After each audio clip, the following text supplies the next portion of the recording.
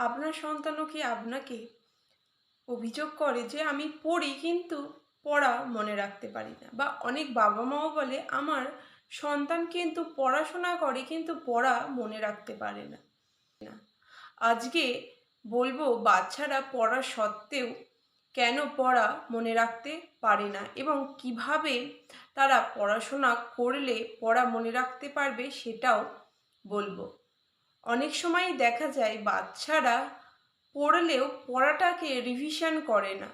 আর কোনো পড়া যদি পড়ার পর রিভিশন না করা হয় তাহলে কিন্তু তার খুব কম অংশই আমাদের ব্রেনে থাকবে এবং বাকি অংশটা কিন্তু ব্রেন মুছে ফেলবে। আমরা সারাদিনে নানা রকম চিন্তা ভাবনা করি বা নানা রকম জিনিস শিখিও।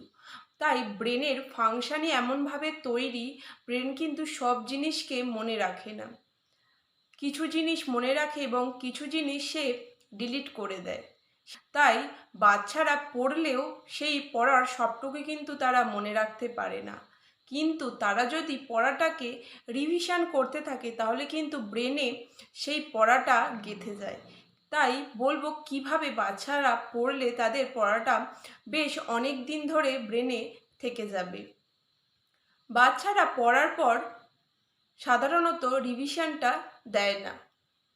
ধরুন বাচ্চা আজকে কোনো একটা টপিক পড়লো, সায়েন্সেরই একটা টপিক সে আজকে পড়লো। এর পরের দিন যখন সে পড়তে বসবে, পড়তে বসার প্রথমেই সে আগের দিন যেটা পড়া হয়েছিল আগে সেটাকে রিভিশন করে নেবে। এইভাবে প্রত্যেক দিন যদি সে পড়তে বসার আগে আগে সাবজেক্টটার যে বিষয়টা পড়েছিল সেটা রিভিশন করতে থাকে তাহলে কিন্তু পড়াটা তার অনেক দিন মনে থেকে যাবে। এইভাবে যদি বাচ্চাদের মধ্যে একটা রিভিশনের অভ্যাস তৈরি করা যায় তাহলে কিন্তু বাচ্চাদের পড়া দীর্ঘ সময় ধরে মনে থাকবে।